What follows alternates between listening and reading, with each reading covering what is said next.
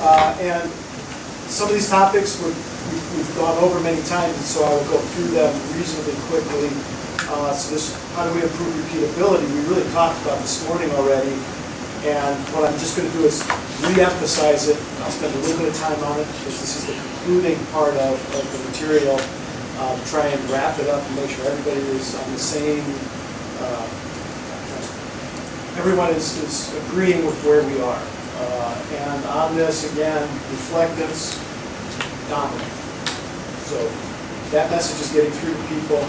How do we improve the repeatability? Step one is to concentrate on how do we improve the repeatability of the reflectance measurements. And one of the discussions that I was saying was ways to improve the stability of the AST, both physically improving its stability and in ways of maybe thermally.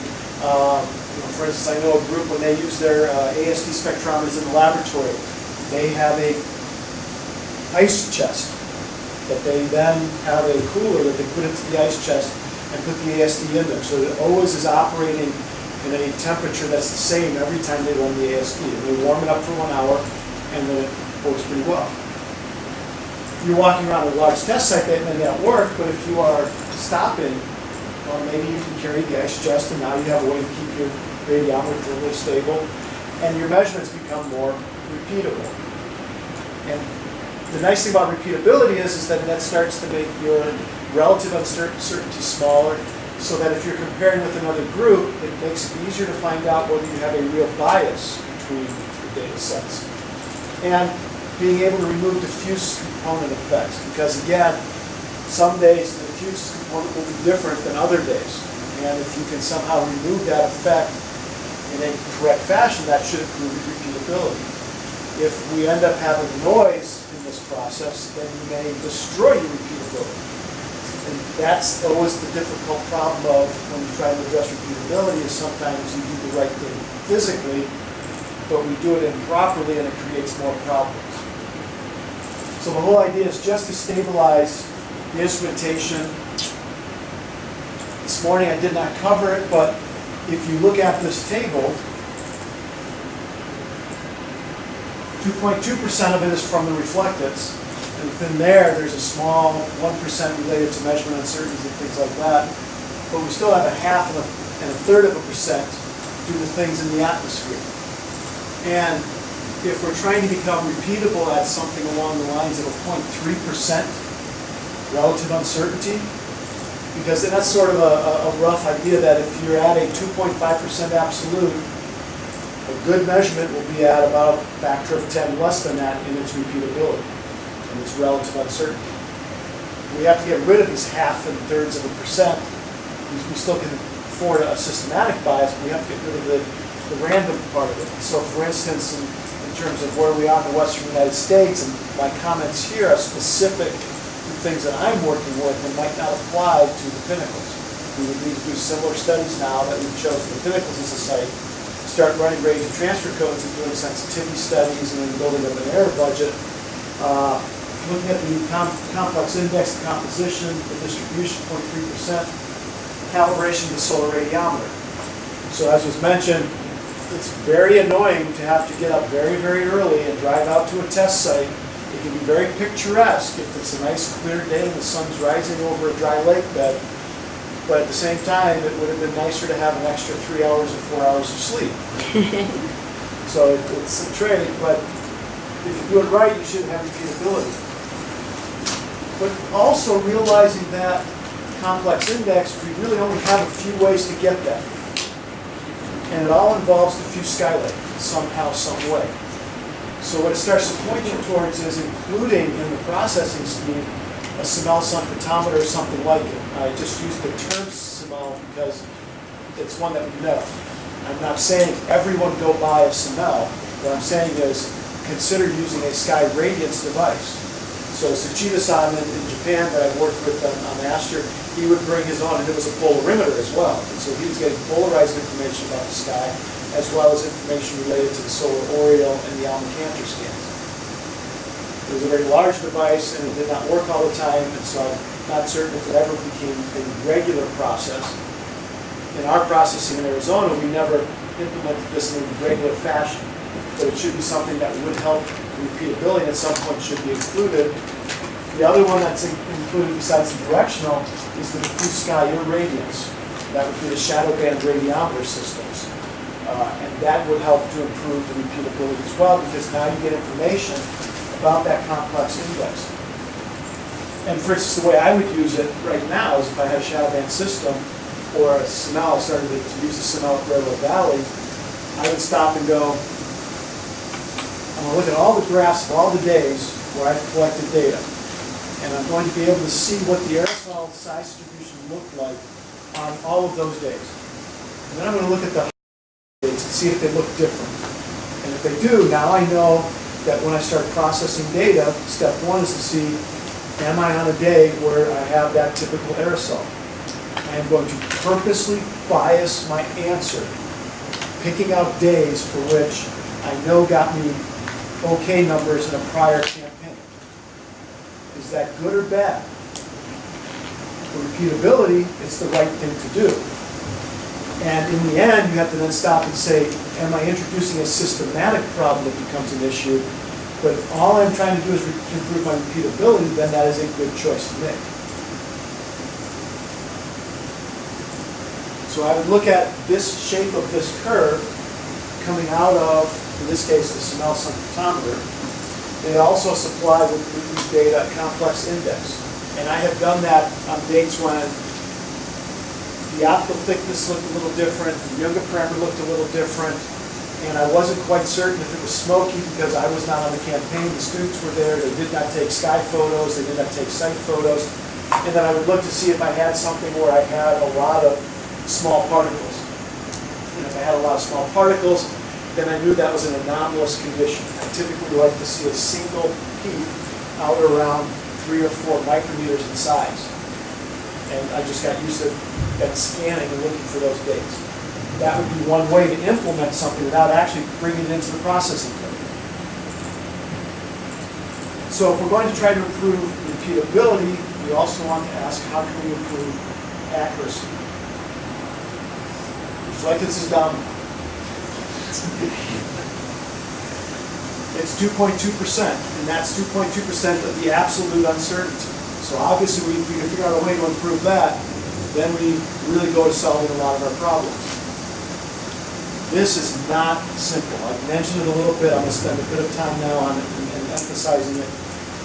The reference panel calibration, the uncertainty from the national laboratories is the dominant error in this whole process. If we were using lamps and a lamp-based calibration, the lamp calibration would be the dominant error. One of the things we've learned in going through and doing lamp calibration, so here's an FDL lamp, here are 2 transfer radiometers off to the left and right there. One is operated by the University of Arizona, the other one is now in a laboratory at MIT Lincoln Labs. And these are highly well understood, well calibrated, well cared for, stabilized radiometers. And the calibration that is derived is not from looking at the lamp and knowing what the lamp output is, it's knowing what the spectral response of the detectors are here. These are what we call trap detectors. And those trap detectors work from a theoretical standpoint. If you take the front end off of these detectors, and instead of sending broadband light in, you send in monochromatic light, laser light. You basically could do a perfect calibration of either the laser or the lamp. If the laser is calibrated in the laboratory at NIST or at NPL using a cryogenic radiometer, then you can calibrate the trap detector. And you can move that trap detector around anywhere you want to go, and it's very good at maintaining its calibration. If you know what the calibration of this detector is, then you can calibrate what the output of this lamp is, and then you can then calibrate what the reflectance of the panel is. And if you know the reflectance, then we go to BRDF. If you know BRDF, we can go to BRF if we really wanted to, or we can just keep this now in reflectance. So one way to improve our reflectance calibration uncertainty, make it a smaller absolute number, is to change the traceability of the calibration of the reflectance panel, either at NPL, at NIST, at national labs in Japan, in Italy, in France, in Germany, and in China. Somebody someplace will change that, and that will then improve our uncertainties. And then we'll get a better reflectance out in the field if we're still using the panels. The other one too is to start recommending is it's worth the money to start talking about larger reference panels. The instruments that we're using are getting, they have out of field response. And having a panel that's 8, 12, 10, 12 centimeters across is not a great choice. 20 centimeters is better, 30 centimeters is even better still. And there's some problems with doing that. There's a cost and there's the portability, but that allows you to operate a little bit further away from the panel, so now you get less panel radiometer interactions. There's less shadowing and other effects that can happen. You might be able to stand further away. So there's a lot of advantages to going to larger sizes and references. The other way, and I just repeated again the same photograph because now I'm going to, instead of concentrate on the panel, I want to concentrate on the radiometer. If we can somehow get radiometers like this outside, and using these radiometers, maybe in conjunction with field spectrometers, or maybe by themselves because the surfaces that we're looking at are fairly smooth spectrally, and we can fill in the differences ourselves, now we go through a totally different calibration path. The panel is not needed any longer.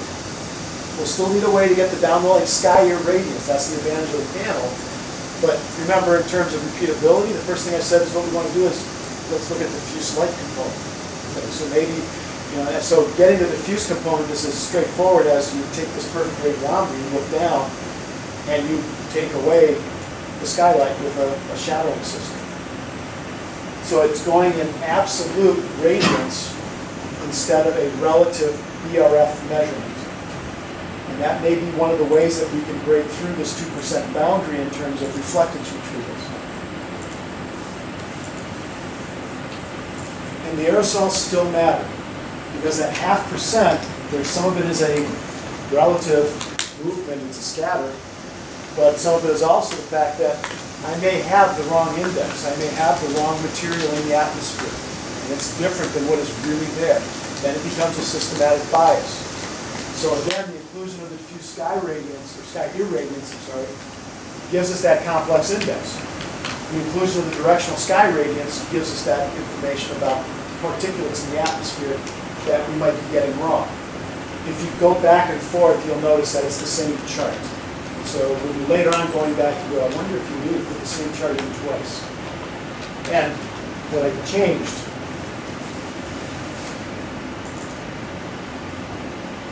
was the picture. Just so you knew that I didn't just copy this and move it and make a mistake. It's the same words in both charts. And I like that because it re-emphasizes also that we could be talking about the same error as both a relative and an absolute. And the solution to both would be the same thing. So, I don't know much about aerosols, but my vague impression is that you could have some instruments in a balloon and measure stuff. Is that worth doing? That's a good point. A lot of us don't think of that because the nephelometers and the airborne systems and the spiraling aircraft that tend to go on, those guys that are really good at making those measurements stopped doing that type of thing a long time ago. There are there are samplers that can do this, and it has been done near the ground. And so for this site, it would probably help you get some understanding. But the difficulty is we're doing an ensemble through the whole atmosphere. So we would still need to know what's going on higher up. But what's nice is other people have done the stratosphere, so we can get that and just assume it's uniform as long as there's no volcanic eruption. The free troposphere, you just need to go over the Pacific Ocean at high altitudes like Mauna Kea and things like that, and you can get a good idea what the free troposphere is. So it's really that 2 or 3 kilometers we would want to try and get some kind of sample. Right now, no, I would not spend the time and effort. If we break that 2% barrier, we get down into the 1%, now we're going to be talking about those things. And my next one would be probably instead of doing an airborne program, I would go with LiDAR and start outfitting. We tried making LiDAR measurements, we never could get the heat and everything else. It was just, they were really bad LiDAR systems that we had access to. But those can give you quite a bit of added information, especially with some of the decoupling techniques you can have if you're combining them with the sky irradiance and the ground radiance measurements as well. Automation. So we spent this whole time talking about how great the reflectance-based method is, and now we're going to talk about how we never want to go to a test site ever again. And I'm going to use RadCalNet, and I'm going to talk about RadCats. I'll explain what those are. But we're developing within the CEOS working group on calibration and validation a system called RadCalNet. And the idea is that there are already several groups out there, University of Arizona, the French, CNES and La Croix, and then AOE and Bateau, collecting data automatically already. And all we're trying to do with RadCalNet is collect the data from each of the groups. So that's this maroon and the orange. I'll just go ahead and change to the next one. But by a year from now, we should definitely be completely live. We're hoping to have late in 2016 the data, so the end of this year, have data ready for distribution, at least at a beta level for certain and maybe more widespread. But the idea is that the users of the site people, like a Railroad Valley or a Bateau or a La Croix, they're processing data and they're supplying information to people who fund them. So at Railroad Valley, NASA, I'm funding the group out there to help give me information about my Terra instruments, Astra, mostly Modus and Miser. And we use the data at Railroad Valley, which is automated to do that, and they get funded to do that. And so the idea here is we're showing two different groups. What we've asked those two groups to do is to split off some of their data. And in some cases, we're telling the French, they had to completely change their processing scheme because we're asking for surface reflectance and atmospheric products. And in the La Croix processing, they really do not even go to a surface reflectance. They take their measurements and go straight to top of the atmosphere. So we had to have them redeveloped. But that would be delivered to a central facility. And that central facility right now is one guy in my group at Godwin. It really is a central facility. And we take those information and we run it through our processing system and do a little bit of quality control. All of the real quality control is happening by the individual site owners. If they do not feel comfortable with the data set, they do not send it to us. We do not process it. But we're going to supply to anybody who has a computer and access to the web a prediction of top of atmosphere reflectance for at least a 49 meter by 49 meter area. Could be larger, but that's the minimum. And at a hyperspectral, every 10 nanometers from 400 to 1,000 is the requirement, and then several of the groups will provide all the way out to 2,500 nanometers. And it will be at 30-minute intervals for a system looking straight down at these sites. So for the individual sites, calibration, quality control, and processing, is that being automated as well? Or so basically thresholding for the quality control there, or is some actually involved in that? So the beauty of and I love talking about this, the beauty of it is there was no quality control going on previously because nobody was really using it. And now they're having to start think about how do we take, if we're going to be supplying 200 days worth of data on average because of clouds and other things, 200 days of data, how do I decide what are good days? And most of them have realized that looking at each individual day is not a good plan. So now they're coming to us and starting to ask what makes sense in terms of how do we automatically screen. Do we look at unit parameter? Do we look at the reflectance? Is there a sky measurement we could make that would give us an instant idea of this is a bad day? We have one of the groups that unfortunately has opted for, if my finger feels a little different on that day, I'm not supplying it to you. So it really is, unless I can prove to myself that the data set is perfect, nobody is going to see it. And we have to convince them that that's not really helpful because, yes, that might get you to 2%, but we have many of our users out here that are looking for 20% kind of numbers. So it might be worth it because what we're really going to emphasize is as part of this data product, is going to be a point-by-point estimate of uncertainty. So what we're trying to do is train the site users to give us marginal data sets, but with larger uncertainties. And then we'll funnel them through, and that we get there. This is a novice question. 30-minute interval is temporal or distance? Oh, no, thank you. I didn't mean to fix that. It's the first time it's come up. Oh no, It should have come up it's on next mine too. What's that? It's on mine too because I copied it straight from you. Oh, no. The 30 minutes is fine, but he's the first person to actually recognize that that could be spatial. Okay. And as soon as you start, I was like, oh yeah, that's right. Because arc minutes and things, Right. it's time. It's Okay. time period, yes. And so it's just for those specific sites? Yes. Yeah. Okay, good. That's what I said. Okay, I saw that. Interpolation. So the 4 sites, you can get an idea of where they're located. If you have an Australian site you want, let me know. If you have a South American site. We have some down in Antarctica, but they're not automated. They're just pick sites, so we got that one covered. But we're also hoping to fill in with other places. The idea is that the more different sites that we have, then the better data that you have. Also, you then allow the users of the satellites, or the satellite providers, more opportunities to do calibrations of their systems. The idea is that they might be able to do trending, or they might be able to select these sites based on, if it's a commercial system, they might not have a lot of collections going on in South Africa in a given time period. They might decide to collect there instead of Railroad Valley, where they might be trying to do Los Angeles for a lot of data sets. So I'll talk a little bit about the sites. Railroad Valley is the one. I'd forgotten this was in there, but even one time when we first deployed it, we went out, because you can walk and leave a footpath. So we knew what time overpass was, and we knew that if we went by where the site was, and we just walked, and that says UA Radcats. The University of Arizona has a sporting team, and the sporting team is called the Wildcats. So when we came up with the name for our test site out there, it's Radiometric Calibration Test Site, Radcats. And we did not try to make a rad cat, but we basically made an alien face. We made a book of, we did this on another date and wrote some stuff in the dirt. And because we were north of road, Area 51, a lot of people, they go to Google, and they go to Google Maps, and they start looking around for Area 51, and they always end up by accident at Railroad Valley. And somebody saw, basically, we had 2 of 8 wildcats. And they're like, who are these wildcats, and what are they doing there? And that's supposed to be an alien, by the way. The idea is that at the Railroad Valley site, the Arizona group developed their own set of radiometers.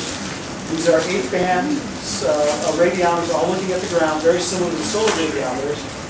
And they're deployed at 4 different locations. And they're covering an area about 10 centimeters in size. So you get 400 centimeter square measurements. And it's then assumed that that characterizes a 1 kilometer square area. Gives you an idea of what they have out there. They have a mobile laboratory, which is an upplane. It also gives them a place to store equipment, so when they go up there, they can have access to it. We should probably get you guys a key to it, so if it's really bad weather, you can get inside and go hide if you need to. This mobile lab is now left out there. It's nice because the Bureau of Land Management does not allow permanent structures. So because this has wheels, it's not a permanent structure. JPL also has a similar device set up there, but there's a sun photometer, Sonel sun photometer. And then this is what the ground viewing radiometer looks like. Again, is you have the head mounted to a tripod. Over here, the solar panel for the power, data logger, and then the transmitter that goes back to the device, the mobile laboratory here, and then uplink down to Tucson. So the first thing, So is there how big as it goes, is there a style smelter as well, or no? no, the calibration itself, this is all radiance. This is radiance, so this is calibrating the laboratory to a spherical integrated source, which is one of the really nice things, is because we're starting to get enough data points from them out in the field that we could compare their reflectance-based calibration to their radiance-based GVR, ground viewing radiometer calibration. And there's some slight biases that we're trying to tease out, but because they're independent paths, we can figure out where some biases might be coming into play. One of the first things we did was, how many radiometers do you need in order to characterize a test site? And we came up with basically 4. And what this shows is, if you take those 4, you take a 1 kilometer by 1 kilometer area, and you take a high resolution image. And that's the beauty, is now that we have access to these 1 meter, 2 meter type sensors, that we can go through and look at things spectrally and start to compute what is the change, or what is the retrieved reflectance of the full 1 kilometer by 1 kilometer box versus the average of only 4 data points in there, 4 pixels in that 1 kilometer by 1 kilometer. This is the percent difference for 100 random cases. And you can see that the scatter, there's some scatter there, but the maximum is -4% to +4%. Everything was within plus minus 5%. Standard deviation of that is 1.9%. If you're wondering how we got to 4, it was, well, 20 radiometers would be a lot, and that was really kind of the original plan, was to put out about 20 radiometers. And then we worked sort of backwards and said, well, what if we start decreasing the number? And here's again the percent difference, and we did this multiple times, we just show a few of the lines. But when we were doing the randomness, it was just as easy to go ahead and randomly select 100 data points as it was to select 4. So we just went ahead and then did the averaging over the 4, 5, 6, so the beauty of computers. And then we grabbed a few of the lines, and you can see that it quickly starts to converge, but then you really you do not gain much by putting out more radiometers. It really doesn't narrow down to 0.5% or so, it just kind of clusters around 1%. So 4 was the number we went with because it still had some scatter. We were not overdoing it. We knew we would have a few days that would be off because of non-uniformity, but we also knew we weren't spending an extra $100,000 to get to 10 radiometers. It was purely cost-driven. Global Bev Namibia is one of the newer sites, and this has been studied now. They evaluated it and came up with a process similar to what Cindy went through, and they followed Cindy's process. So what Cindy said, are you sure I'm the first one to do this? I'm pretty sure because Nigel Fox and NPL then did the same approach because somebody else had done it right before him, and that was Cindy. And they had found the site in Peru that they were going to use, but then they were not able to get access to that site. They weren't given permission, so then they ended up in Gilbert. Well, not sure how that, some of those got tucked out of where, I apologize. Railroad Valley, some results here. OLI is the Landsat 8 sensor, that's the push-through system. And the difference now, this is in the black, is the automated radiometer data, and in the blue is the on-site reflectance-based. And the agreement is, especially when you start getting into the near-infrared, is very, very good. And we're still trying to understand why there's a difference in the blue. And band 7 on OLI has always been an odd one. The calibration itself is different than what we think it should be. Then 2, it's got some behavior in terms of the on-site versus the not on-site. And this was done in the radiance. This is the other thing about OLI is they do it in radiance, and then they also do it in reflectance. And so band 7 and reflectance, you still have this disagreement here, but in a lot of the other bands, you have a slope. And this is one thing that's kind of interesting as well, is this slope will show up in a lot of data sets. But when it's done in radiance, it's fairly flat. So we're starting to believe, by doing this again, is that there's a possible bias in the way the systems are calibrated pre-launch and what we think they're doing on orbit. So having an additional RadCal on that site is going to help answer that, because we only have a lot of data from Railroad Valley. The other sites are just now starting to get more data that we can start doing this comparison at their sites as well. But the takeaway message is that right now, the difference between an on-site measurement and an off-site, there's only a few places where there's some statistical significance to the difference. Otherwise, it's all matching. And as I mentioned, as I was funding this, because I'm a Terra project scientist, so having data for Terra Modus was of interest to me, as well as for Aster and for MISR. The SUMI NPP is one that NASA launched along with NOAA that replaces the MODIS system. And there's an Aqua system. And same thing as we're showing the two different approaches. And Landsat's 30-meter system, these are all 1 kilometer type footprints, anywhere from 300 meters to 1,000-meter footprints. And the takeaway again is there's not a strong significance in the difference. There's a few places that we'll go back and start to understand the differences in the uncertainties. But automation is looking very, very promising. The network results, the whole thing we wanted to look at was we're not using all of the data from all of the users. And the advantage of doing that is then it allows them to still get funding from, say, a commercial company that wants a tailored answer, that maybe has a BRDF correction, looks at an off-meter angle. What we were after with RadCalNet was just a basic, good enough that allows somebody to come in and maybe make their own corrections for BRF, their own corrections for time. We're doing it at the 50-meter. The satellite sensors now, all they have to do is just turn on when they're going over these test sites. The instruments on the ground will be operating. They know they have a chance of getting less than 3% uncertainty absolute for a nadir view low aerosol loading case for a moderate resolution. So anybody who has a footprint smaller than 50 meters that is looking straight down can tie their instrument to an SI traceable standard at better than 3%. And when we basically took, and we did this mostly with my colleagues in Arizona because I knew them really well, the idea was, let's go ahead and process the data through RadCalNet and then compare it to what the U of A, where RadCats would have thought the answer was. These are 0.5%. And so there are some differences because we're changing the spectral sampling. We're band averaging slightly a little bit different.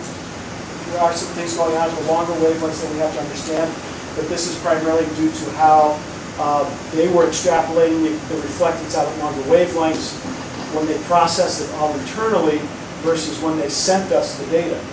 So we just need to get them to clean up their processing scheme and make it consistent so that there's some agreement always going on, but it's still less than 1% different. So what this says is that downsampling and pulling out every 30 minutes, we still would match somebody if they were doing it perfectly the right way.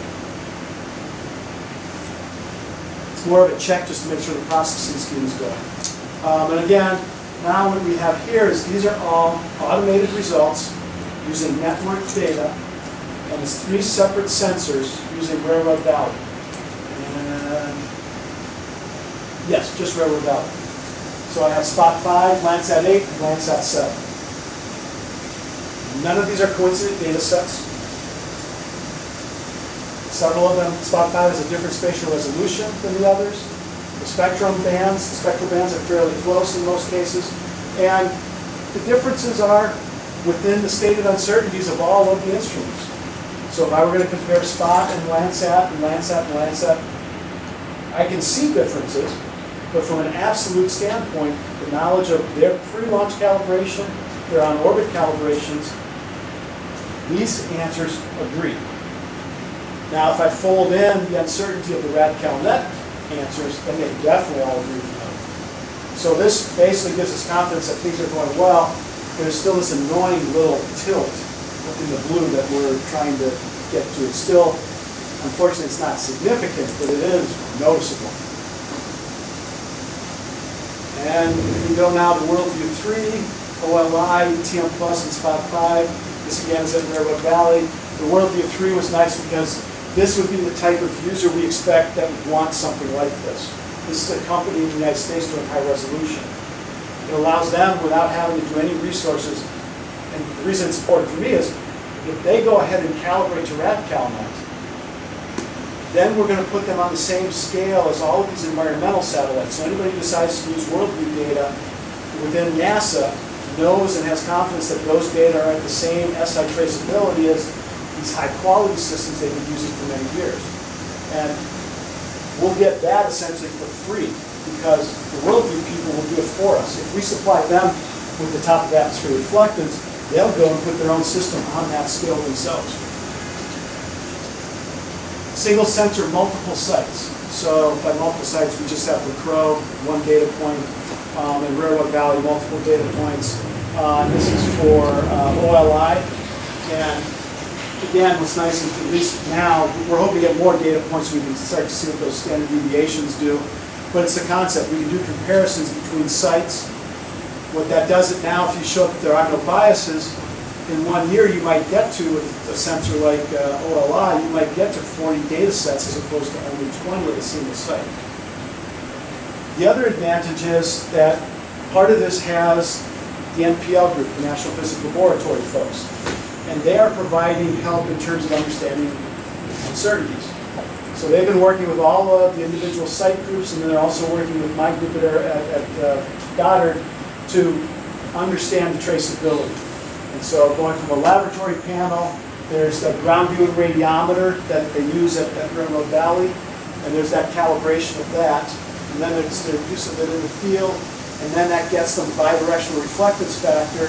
And from that, what they basically do is combine with atmospheric data to determine what the spectrum should look like. And that's combined with field measurements that are over here, the ASD data, and that gives them a way to get to a spectrum that they picked. And then the atmospheric model and band averaging. In each of these places, they're going through and filling in extra boxes and splitting it out into more boxes to get an uncertainty analysis done, and a traceability as well. So the automated sites, what's nice is we're going to be able to go from a sensor-centric cross-comparison mentality, which I always go one-to-one, and it's onesie-twosies. I'm going to do MODIS and Landsat.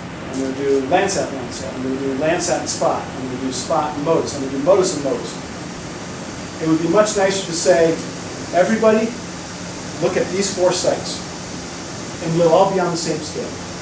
So you go ahead and you process your data the way you would normally process it, and you figure out what the reflectance is that you retrieve, and you compare it to what you would get from this network, and that puts you on the same scale as everybody else at one time.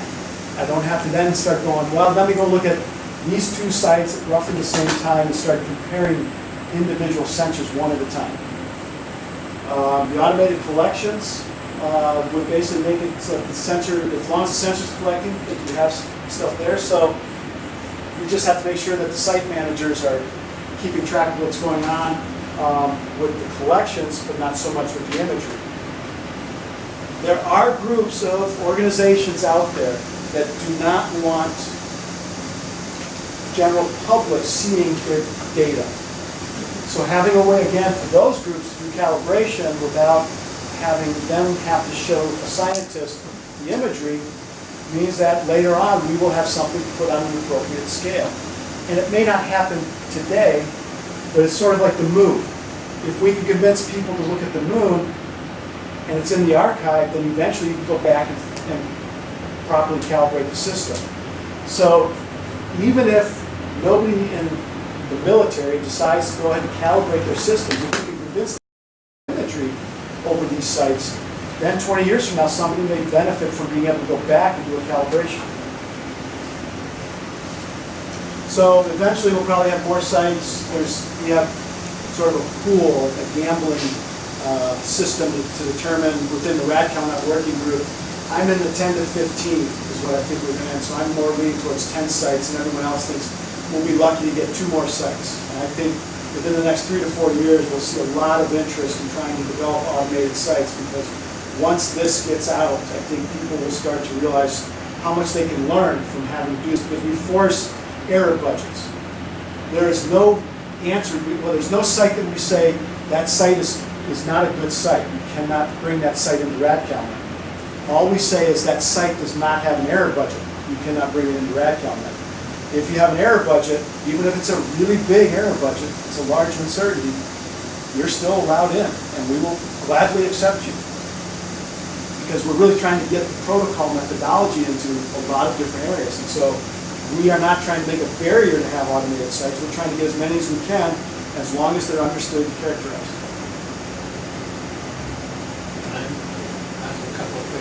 Sure. Calibration of your radiometers on site. So, Do you bring standards to the sites and standards? so earlier in the week, there was a talk in one of the sessions about calibration of fields, but I'm trying to remember who it was. And I asked them the question of, if you had to do something, what would you do? And now you see why I asked the question, because when Chris gave his talk at the end, I said, so, you know, you have all these opportunities, and in thermal infrared with the automated collections, they have black bodies that they put inside a box, and they just spin the radiometer around and look at the black bodies, and so they're collecting on site with their measurements.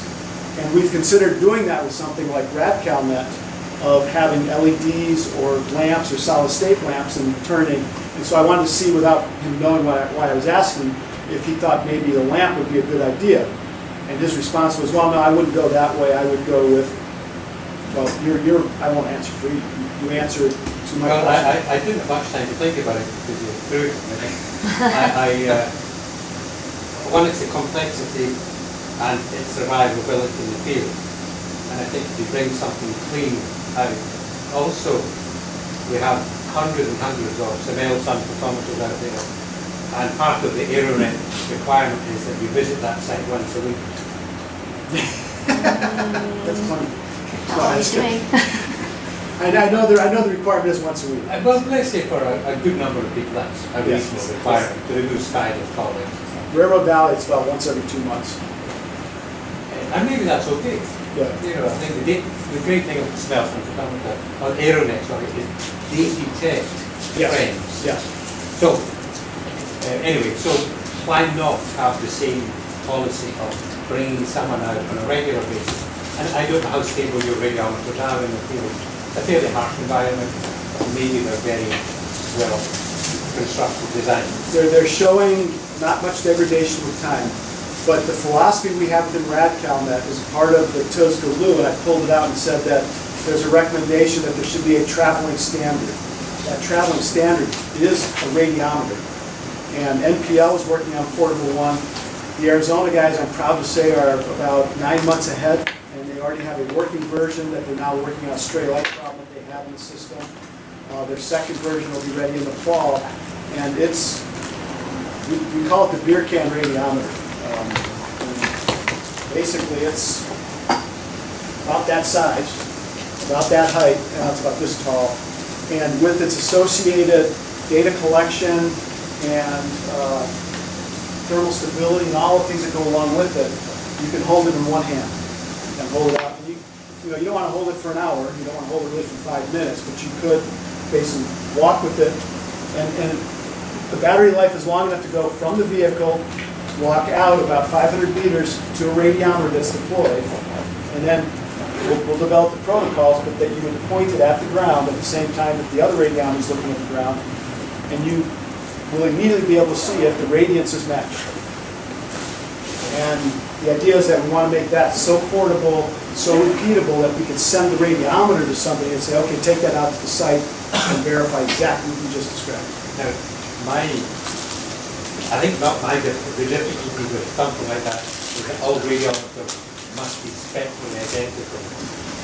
Because you're looking at different curves with different radiometers. Yes. Or maybe they don't need to be, but they're all going to be matching in some way. It's just that really tight control on the radiometer spectral response. For this type of thing, we're in the 2% kind of world, and so that subtlety is a small uncertainty relative to some of our others. If we break that 2% barrier, then we'll have to have something that'll give us additional spectral information to do the band convolutions between the differences. Or ideally, if, like in the case of the Arizona group, we can have the same filters, and we pretty much pop in the filters that match the radiometers that are out in the field. You can do a similar thing with some of the other instruments as well. And one sort of follow-up. You did mention 10 nanometer spectral information at a different minute interval. That's not collected automatically, it will be collected automatically. That is really a downsample from almost everything that is collected. So most of the groups, well, the Arizona group, they do multispectral. The French do multispectral. Nigel Fox, NPL will do multispectral. The Chinese site does hyperspectral. So they're actually going to need to downsample their data, send it to us. The other ones are doing interpolations and giving us typically 1 nanometer intervals, so pseudo ASD, but we tell them, give it to us in 10 nanometer intervals. And that's, we've given them the band average width as well, because we're trying to stay away from Nyquist problems. So we basically have a 30 nanometer triangle function that we said, go ahead and do your spectral averaging over that. That's collected from, oh, sorry, I'm missing that. So The multi-spectral, I'll use the Arizona as an example. They have 8 spectral bands. And that basically gives them an absolute radiance in 8 spectral bands. They have historical data from spectrometers that give them an idea of what the surface looks like. And then they start to modify and move it, and they know what's going on in between those bands. And then that's where in the air budget, that's where that selection, picking spectrum. So the spectrum is a combination of the measurements from the ASD, the historical, and the measurements in the field on that given date. And there's an error budget associated with that selection of the spectrum.